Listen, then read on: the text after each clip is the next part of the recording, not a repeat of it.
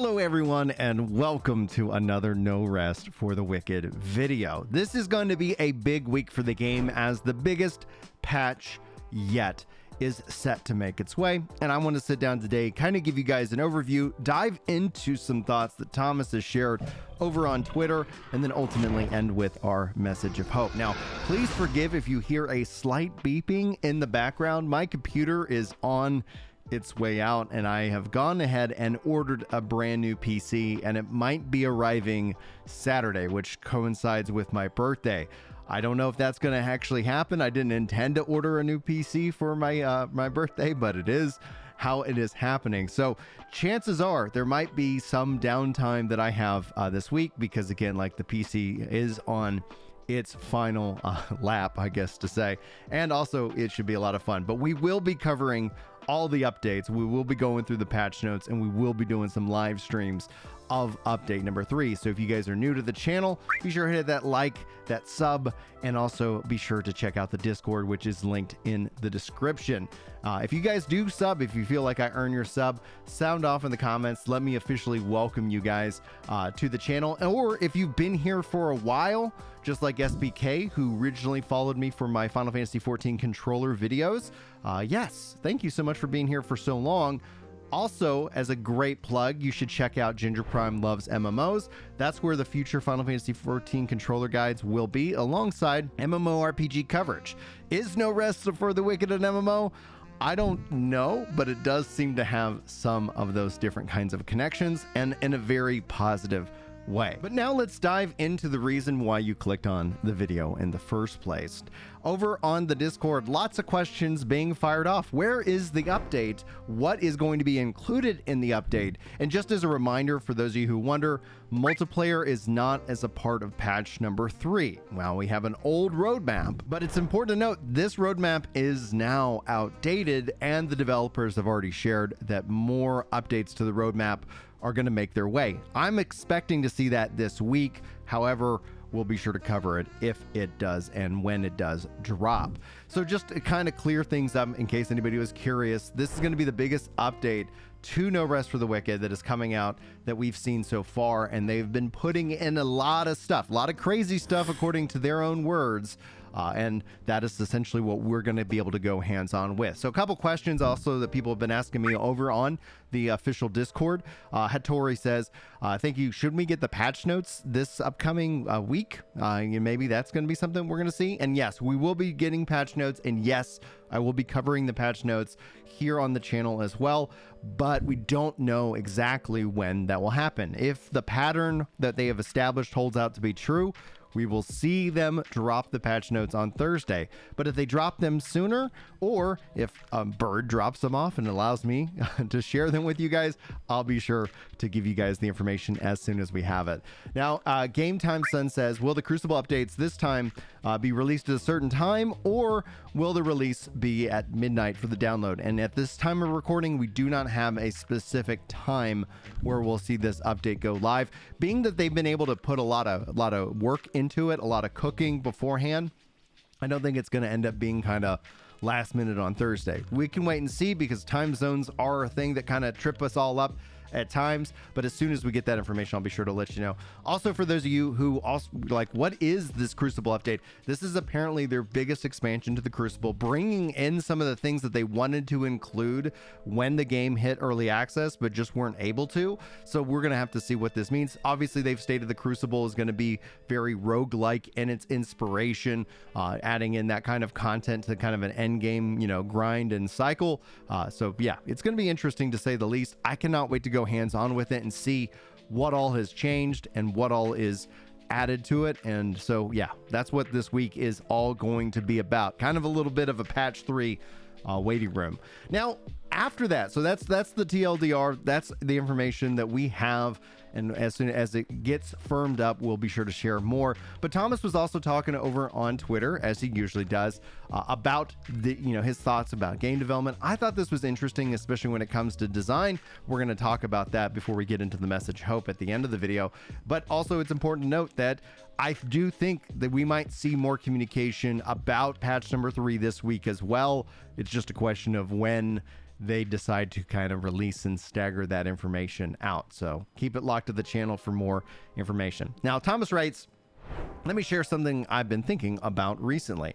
Throughout my career as a game designer, I've followed my instinct that amalgamation might lead us closer to perfection, or at least, the very least, closer to the next big thing. When I designed Ori, I was already extremely passionate about the Metroidvanias because that genre has been an amalgamation between platformer and an adventurer, and yet I feel like there was so much more that we could do. Since we were still a young and naive company back then, I thought that if we'd get the Metroidvania aspects right and just deliver a better platforming component than any other Metroidvania before, we might be onto something. I think that we've achieved that, and ultimately Ori worked to become a hit.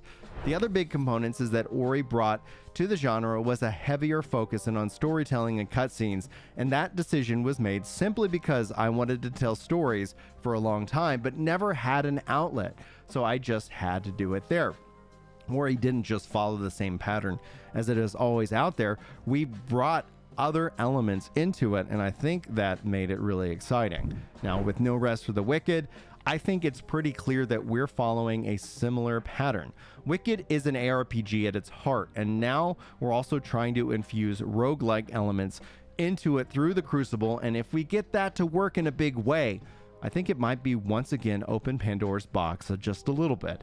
And we're not stopping there. Our farming component later on should deliver the same kick people get from games like Stardew or Animal Crossing, and so on and so on. Now, I'm going to chime in here. This is Brian jumping into the kind of conversation that Thomas is having. I'm doing this just so for those of you who are just listening to the audio, you know that I'm not just inserting words and you're like, wait, what did Thomas say? Anyway, so for that note, I was just going to say one of the things that I always kind of like, you kind of hear online a lot, is if you try to make a game for everybody, you make a game for nobody. I don't get that vibe from what Thomas is talking about. I think that when we talk about these ecosystems, at least from the quality that we've already seen with No Rest for the Wicked, I think it ends up being kind of an important distinction to be made between kind of what we hear online and what he's ultimately attempting to do here, bringing in these various different pieces. And if he's able to fit them in so that it feels very organic, what you end up seeing here is that people will say, oh, why didn't anybody else do that? And I love the pioneering aspect. It's a risk, right? Some of these systems you might not want to engage with, and they've communicated time and time again that you won't have to communicate, you won't have to take part in these systems if you don't want to. But anyway, Thomas continues on from here. He says, whilst other companies that make ARPGs often focus on a pretty narrow approach, I always felt like there are mechanics and designs out there that would be a natural fit for the genre, but nobody had yet managed to infuse them all together. In many ways, what excites me about Wicked is building not just a game, but a platform that allows us to dabble in many different spaces, but deliver all of that in a way that all those spaces actually connect perfectly together, because that would be the ultimate satisfaction. Making a game that would be a video game equivalent to Everlasting Gobstopper. Sometimes they got me. The Gobstopper got me. I was like, all right, Willy Wonka, let's go. Anyway, sometimes I'm doubting myself in that regard, since so many other designs failed when it came to combining genres and mechanics together, but there's something in me that just tells me that there is gold at the end of this rainbow. So I guess that we're just gonna have to find out. He goes on to say, engineering wise, it's always terrifying to think of the complexity, but even the interventions that seem mundane these days rely on the work that was done before and might have seemed like an insane construct when they were first invented. For example, in order to build a car, someone had to first invent the wheel, and someone else had to invent the carriage. Then someone else had to invent the motor. And with all that in place, it suddenly made sense to build a car.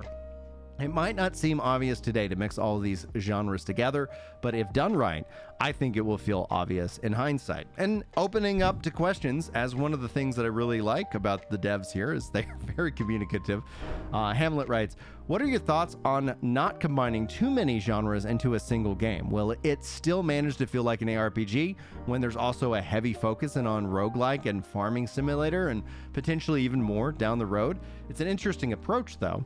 And Thomas replies, even while we were making Ori, I always felt like it'd be so much easier if we just focused focusing on one thing instead of trying to make multiple things work together harmoniously. It would have been easier just to build a platformer similar to what Super Mario Wonder just did, and you don't have to connect all the levels together, and you don't have to build a narrative around that, etc. You still end up with a great product. But doing the easy thing doesn't seem to fit in our DNA at Moon, so just don't ask me why. Albates, I'm sorry if I'm butchering the name, says, I love everything you said, except the farming part. Please know, I hate this kind of in games, and I would remove the housing part of the game too, in just my humble opinion. Thomas says, ultimately the goal is if you don't like a certain element, you shouldn't be forced to engage with it. It should be up to the player to ideally, in numerous ways of playing the game, should be viable. So we're not quite there yet, but it will be something that happens over time. And Thomas continues, I hear you, and I don't think that you should force housing on players either. It should be just a choice. I'd say right now it's not quite a choice, as I consider it a design flaw that I'd like to iron out in the future. I wish I'd have all the answers already, but sometimes you just need to walk before you can run. And fail. All right. Fail counter. +1, please. I think many developers don't do that because it only works if the consumers like it at the end. If it happens to annoy the target audience, for example, people will claim that it is convoluted and that it should be more focused. I'm excited to see what's next for Wicked. And Thomas says, consumers are always want the faster horse because it's not their job to think ahead of what is possible. If the status quo works, they're happy and they're just sticking with the status quo. But if you're given the choice between a horse and a car, well, history has already proven that consumers will happily accept the car over the horse. And I think it's an interesting analogy as we see how things get built up over time.